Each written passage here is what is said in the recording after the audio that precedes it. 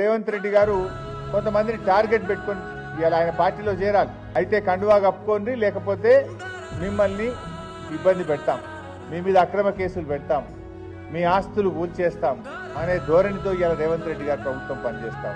మనకు కనబట్టలేదా?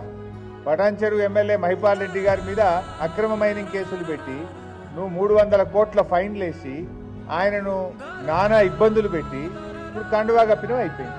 కండువా కప్పంగానే mining case అటకెక్కింది, కేసులు మూలకపడ్డాయా లేవా? అదే రకంగా నువ్వు పల్లా రాజేశ్వరరెడ్డి గారి మీద ఒత్తిడి చేస్తున్నావు, పల్లా రాజేశ్వరరెడ్డి గారిని ఇబ్బంది పెట్టాలని చూస్తున్నావు. కానీ ఆయన నిక్కచ్చిగా నిజాయితీ కలిగిన నిబద్ధత కలిగిన నాయకుడు కనుక ఇవాళ ఆయన మీద ఎన్ని కేసులు? పల్లా రాజేశ్వరరెడ్డి గారి మీద ఈ ప్రభుత్వం వచ్చిన తర్వాత ఇప్పటి వరకు 6 కేసులు పెట్టినారు. చివరికి ఆయన భార్య మీద, ఆయన పిల్లల మీద కూడా అక్రమ కేసులు పెట్టినారు. చీమకు కూడా హాని చేయని కుటుంబం ఆ కుటుంబం అంటే ఆయన భార్య, ఆయన కొడుకు ఎవరి మీదనో దాడి చేసిందట. దాడి చేస్తే దాని మీద అక్రమ కేసులు. అసలు దాడి చేస్తే మరి ఆధారాలు ఉండాలి కదా.